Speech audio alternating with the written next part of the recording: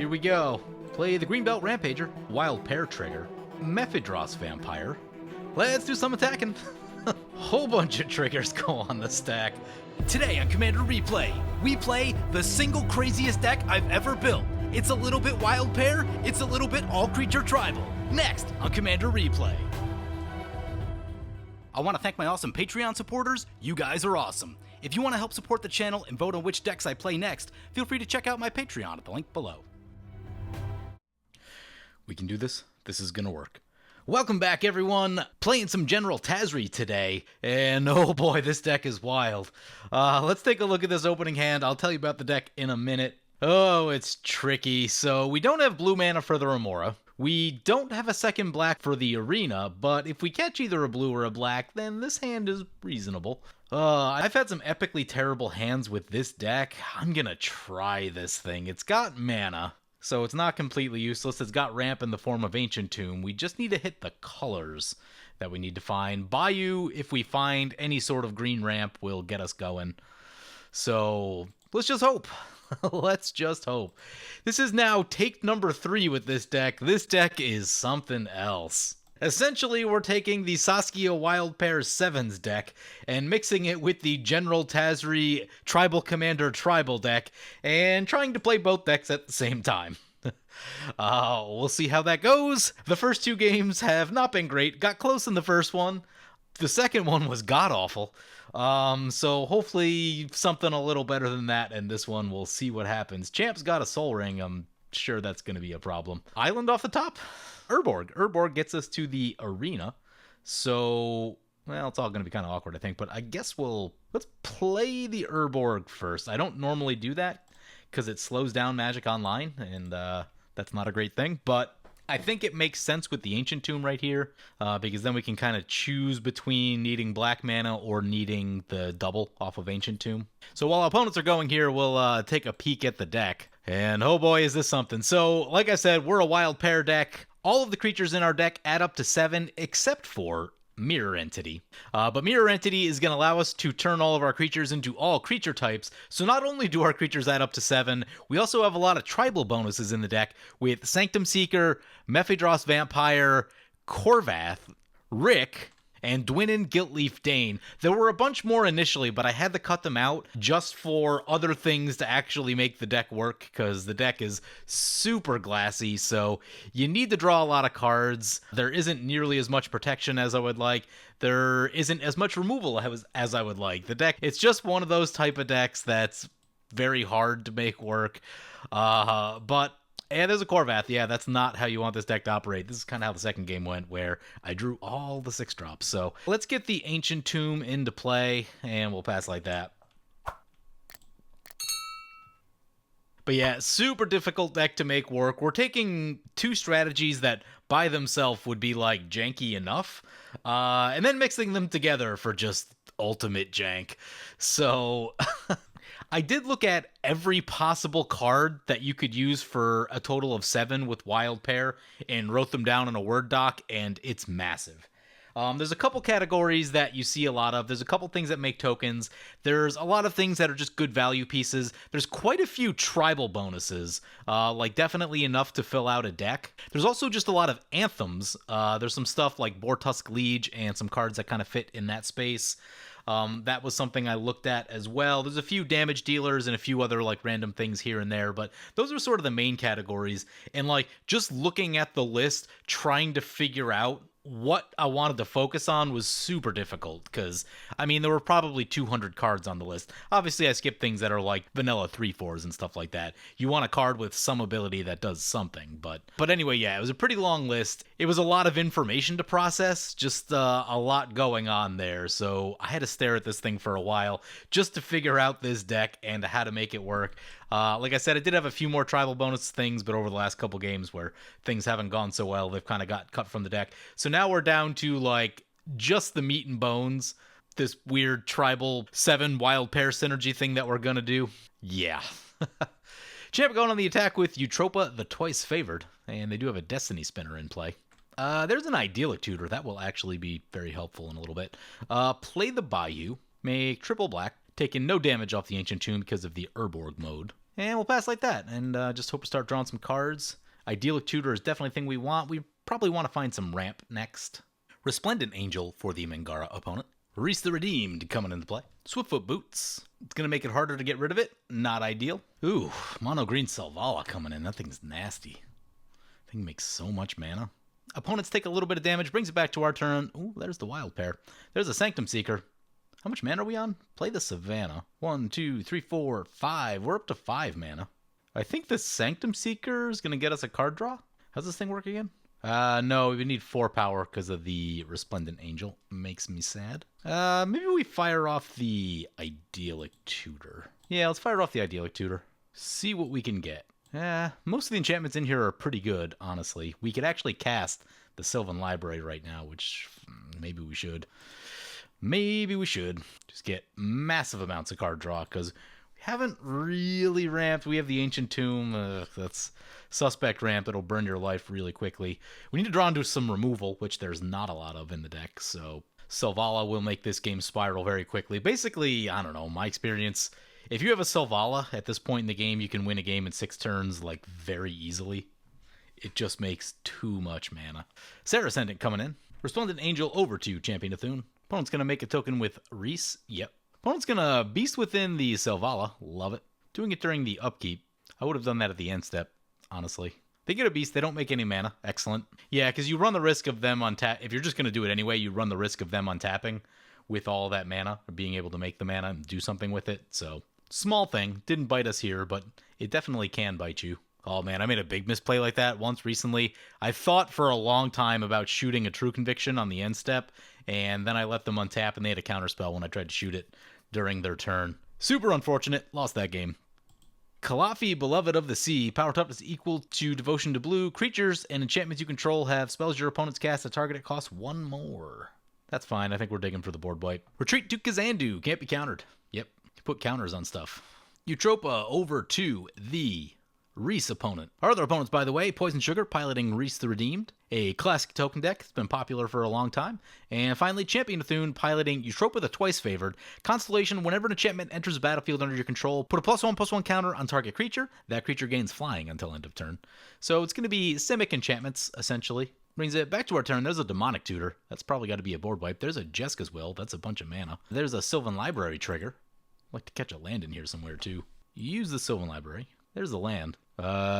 Keep all of it? Keep all of it. Play an Underground Sea. This turn is probably just Demonic Tutor Deluge. I think that still leaves us with 8 cards in hand, though. Oh, we could probably get the Mystic Remora in also. Yeah, let's get a Deluge. Spend some more life, because why not? Go X6, double check to make sure there's nothing here. 6 should be fine. Sometimes you gotta go 1 extra just to be sure. Wow, we're down to 16 life. So if we do assemble our combo, there's actually a good amount of life gain involved in our combo. That clears up the board. Play the Mystic Remora. That gets us down to 7 cards in hand, and hopefully we can catch a couple cards with that along the way. Wow, we don't have red mana for the Jeska's Will. Need to find a fetch land. Try to resolve that. Ooh, that's a Reidane for opponent. That's going to make life terrible for us. Non-creature spells your opponent casts with CMC 4 or greater cost 2 more. Ew. He's been missing his lands, though. That's not where you want to be. Man, Sylvan Library is good, but Sylvan Library makes your life total go away. Maybe we could have put the Guardian Project back. Still be at 20. Arasta of the Endless Web coming in. Boots on it. Gonna swing into Champ. Eutropia back to play. Kazandu gonna put a counter on it. Ooh, there's an Arcane Flight. We get 1/1 and flying. We get to draw a card. Ooh, Kodama's Reach is a big deal. That ramps us and gets us that red mana we so badly need. Brings it back to our turn. Probably let the Mystic Remora go right here. We have so much card draw. There's a Sterling Grove. There's a Path of Ancestry. Sylvan Library trigger. Rites of Flourishing and a Cyclops. Cyclops back on top. Could actually play a lot of lands right here. Paying 4 more life. It's a 5/5 flyer out there. Doesn't seem great. Yeah, let's go to 11. Why not? Let's get Rites of Flourishing. Actually, let's cast Jeska's Will first. Oh, right, we need the red mana first. So that's got to be... So start with Kodama's. Oh, are we burning ourselves with the Ancient Tomb? I think we are. Yep, do it. Means we're going to have to get a creature into play just so we can block. Arasta. Get a mountain. What colors do we have? Black, green, white, blue. Everything except red we have. I think we'll get a green. Green tapped. Mountain to hand. Play the mountain. Jeska's will. Do we just cast a blocker? That's got flying. Seems not ideal. 1, 2, 3, 4 total mana right now. Yeah, I think we have to. Jeska's will targeting Sean. What's our next play gonna be? Oh god, I did that wrong. So did that wrong. That probably puts us on Korvath then, just to have a blocker. 6 red mana. Ugh, can't believe I messed that up. Need to leave the green up, do more stuff. Yeah, get a blocker. We'll shuffle. Yeah, we are staying put. End step, discard Guardian Project. Seem okay on the card draw. Skyclave Apparition, let's see where this goes. 4 or less. Hits the Eutropia. Mirari's Wake for opponent. Seems very good. 4/6 over to Champ. New Horizon for opponent. Retreat to Kazandu. Brings it back to our turn, Phyrexian Arena. Maskwood Nexus Sky Shroud claim, you say. Sylvan Library trigger. Those can both go back in the deck. On top. Play the Path of Ancestry. A lot of things I'd like to do this turn. Probably one of them needs to be the Sky Shroud claim. Oh, Sky Shroud claim costs extra. It's not ideal. Guess we just go for the wild pair then. Maybe we can do some smaller plays. Go Rites of Flourishing. Sterling Grove. And we'll just keep chilling. Opponent's going to get extra draws. There's a land for them. Grand Abolisher for opponent. Nice piece of protection. Red's Flourishing trigger for opponent. Tireless Tracker. That's a good one. Rhys the Redeemed coming in. Boots on the Rhys. Yeah. They do have double mana with the Mirari's Wake over there. So, yeah, you can do a lot with double mana. This deck kind of needs doubled mana. I don't know that we can support another, like, big do-nothing enchantment, though. You know what? I don't like calling them do-nothing enchantments. They're like, as soon as you untap with them, they do a lot, and they probably win the game. Doesn't seem fair. Sure, they don't have immediate impact, but you have to hold your breath for that turn while it goes around the table. But when they come back, crazy things happen. See Wild Pair. Opponent cracks a clue. Opponent's going to send their Arasta over to Sean. I think for science, we're going to find out whether Champ will get his commander back. He accidentally put it under the Skyclave Apparition and not to the command zone, so let's see what happens. He's going to block the Skyclave Apparition. Creates an illusion. No, it looks like it stays in exile, so Champ's commander is just in exile. Rites of Flourishing trigger. Opponent drops a land, gains 2 life. Rhystic Study for opponent, more card draw. Verity Circle. Whenever a creature an opponent controls becomes tapped, if it isn't being declared as an attacker, you may draw a card. Interesting. You can tap target creature with flying. They gain 2 more life. It's going to bring it back to our turn. There's Phyrexian Arena. There's that Cyclops. Didn't really need the Cyclops. There's Farika's Mender. Do we need that one at all? Maybe we need more mana off Jeska's Will. Let's find out. Sylvan Library. I meant to do that the other direction. Sylvan Library ability. Land Aurelia. Aurelia on top. Cyclops on top. And then we just draw the Cyclops again. Yep. And then we just draw the Cyclops again. Okay. Play a land. Was really hoping to hit that second land. God, Reidane. Really making things terrible. We can't go for a Deluge again. It's not going to help us at all. We need to ramp. I don't know. Maybe we just play Wild Pair this turn. Just get it out of the way. Tap out for it. Hope we don't get crushed. Opponent's Rhystic Study will trigger. They can draw. Want to get themselves a card draw. Core Haven for opponent. Ooh, Retribution of the Meat. Destroy all creatures with power 4 or greater. That's only a few. Notably, it's this Arasta. Tireless Tracker. Doesn't get all the tokens, though. I'm so hesitant on board wipes like this that miss stuff. Because, you know, they're still left with a bunch of tokens here. They're left with their commander, which isn't great. But, you know, I get that it's mana efficient, and it looks like they're playing a lot of hate bears, so for them it makes sense. For me, when I want to wipe the board, I just want to wipe everything. I hate missing stuff, because it's the stuff you miss that probably kills you. Just the worst feeling. So for me, you know, I'd rather pay the extra 1 or 2 mana to just route or something like that. Oh, route is so good. The instant speed on route. Opponent going to send an attack over to the mono white player. Opponent draws on their upkeep, gets the Arena and the Rites of Flourishing triggers. Greater Good for opponent. That's a pretty good card. They've got a 5/5. That can get them some decent card draw. Brings it back to our turn. Phyrexian Arena. I think we're going to get to do the thing. Really didn't need that Aurelia. Would much prefer if Aurelia would go back in the deck. Rites of Flourishing. This time Sylvan Library on the bottom. Try to get that right. Rhystic Study. Ooh, there's the Greenbelt Rampager that we so badly need. Sylvan Library. Use the ability. There's a land. Ooh, a Scroll Rack also. Put Aurelia back. Put Rhystic Study back. Beautiful. Here we go. Play a Mana Confluence. Play a Scroll Rack. Yeah, we'll burn our life, why not? Champ can draw. Activate Scroll Rack. Put back Cyclops, Mender, Broodmoth, Sky Shroud, Sashiro. See where this gets us. Oh, all the cards we already saw. Probably should have shuffled first. Whoops. Put on top. Put on top. Play the Greenbelt Rampager. Heuristic Study for opponent. They're going to draw a lot of cards. Greenbelt trigger, Wild Pair trigger. Use the Wild Pair ability. Get Mephidros Vampire. Recast the Greenbelt Rampager. Heuristic Study. Wild Pair trigger. Use the ability. Get Stormfront Riders. Need to bounce 2 creatures. Returning Stormfront Riders and Greenbelt Rampager. Cast Greenbelt Rampager.